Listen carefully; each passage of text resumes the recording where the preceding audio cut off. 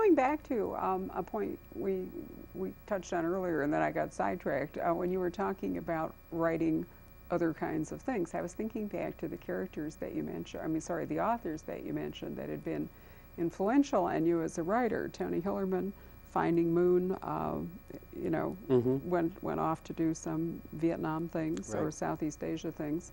And he'd written one earlier book, Fly on the Wall, about Washington, D.C. and so forth. So he has occasionally done something different. Jim Burke has started a second series with Billy Bob Holland. His third book, in fact, called Bitterroot, will publish in June of 2001. So he's got a secondary series going. Dennis Lehane has just scored a huge success with Mystic River, which is not part of his series. Michael Connelly made no bones about breaking away from his series character, Harry Bosch, to write The Poet and then to write Bloodwork.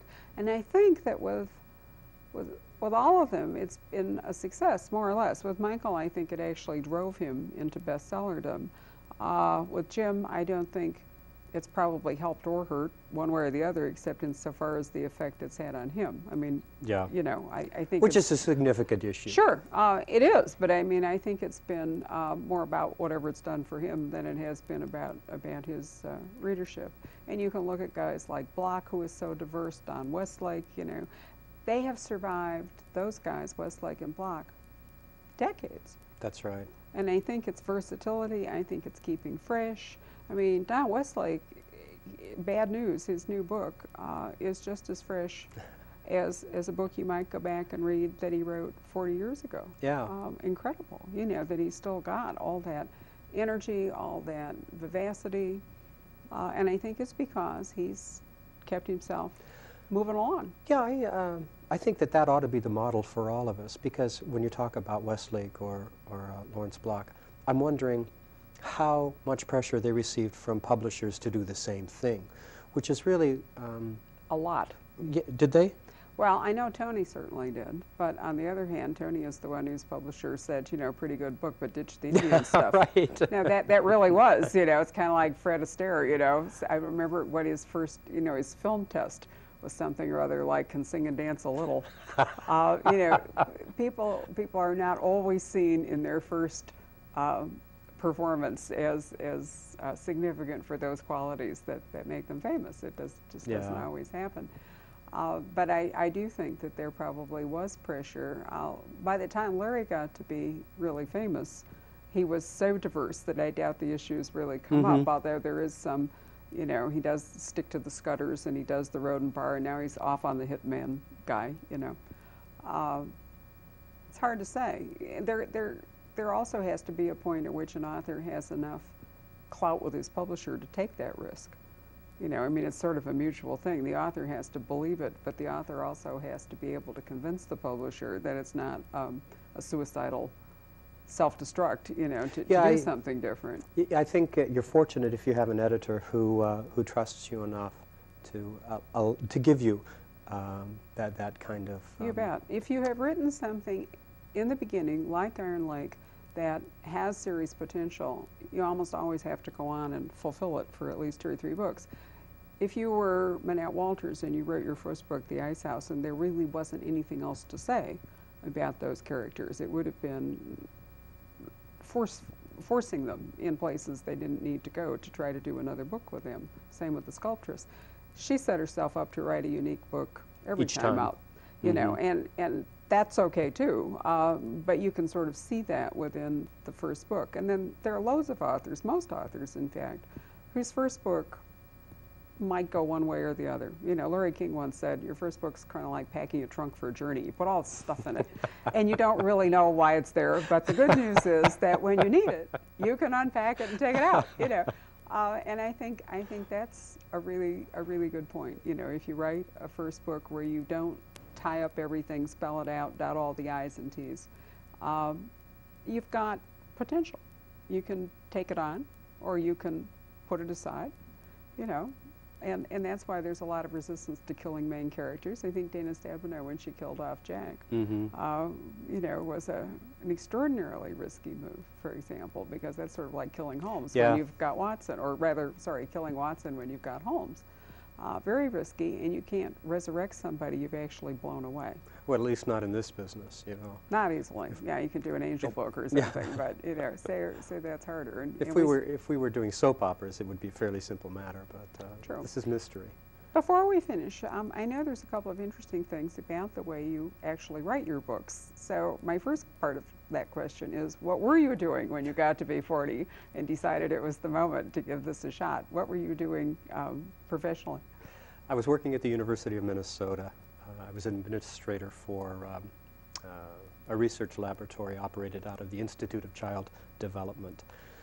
In fact, what I really did was I collected baby spit.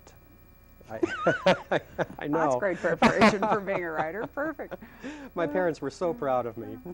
I worked for a laboratory that studied stress in the human animal, and in order to gauge stress, we looked at a hormone in the body that we got at by taking saliva samples. So that was really what I did.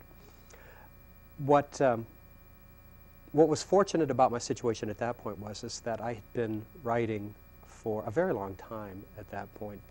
I'd published some short stories. I'd been a freelance journalist for a while, so I had a discipline established that really stood me in good stead when I decided to sit down and write the book. Here I was, going off to my job every day, putting a roof over our heads and food on the table, and I had to figure out, okay, if I'm going to do that and I'm going to write, how am I going to write? What I was doing at that point in time was every day getting up at 5:30 in the morning.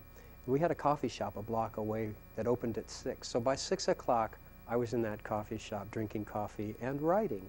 And I would write until 7:30 when I caught my bus to work. So every day, really pretty much 7 days a week, I was in that coffee shop writing. And that's how Iron Lake came to be. Boundary Waters was written in that same coffee shop from 6 until 8 in the morning. And now that I write full time, not only do I spend that hour and a half in the coffee shop, I go back in the afternoon for a second round because for whatever reason, that's where I do my creative stuff. That's where the writing is all done. You know, most people think of writers living in lonely rooms, staring, you know, staring at blank walls, staring at blank sheets of paper, hopefully not distracted by looking out a window if there even is one in the room. And here's Kent sitting in the coffee shop. When I'm sitting in my quiet house, I hear every creak in that house. Really? Where my desk is, I can see the kitchen sink, and all of those dishes are crying out to me to be washed. When I'm in the coffee shop, none of that's my responsibility. The dishes crash, I don't have to worry about it. It's all become white noise for me. I'm so fortunate, I think, to have found this process. That is interesting. So you write by hand, I'm assuming. Longhand in a notebook, and then I put it into the computer then afterwards. Then you take it home and transcribe it? Yeah. Which is probably a helpful process anyway, isn't it? Because that forces you more or less to edit it when you're putting it in. There you go. It's an editing process. When I've got it really in this messy notebook, it's in one form. When I put it on that computer screen, there it is all nice and neat. I mean, it's a whole different thing. And then I print it out on a page, and it looks like a regular manuscript. There it is in yet a different form. So I keep seeing it new all the time. That is so interesting. You know, for years, I wanted to write. Now that's all I do. I just sent a 32,060-page newsletter to the printer. Oh. I do this every 4 weeks, you know. So basically, that's a third of a book a month, right? But for years, I have the world's most illegible handwriting. I don't do numbers, and I can't write. And I never could get past my inability to write anything that I or anyone else could subsequently read. And for me, the ability to not only write fast, because I could jam. I put myself through graduate school doing professional typing, theses and dissertations and all. I could jam a typewriter. I was so fast. A keyboard in a computer took away that problem. And the fact that you could actually read it took away that problem. But then the magic thing that happened too was that you could move it. Yeah. Because I never start whatever I'm writing where it begins. I have to be in it before I ever see where it starts.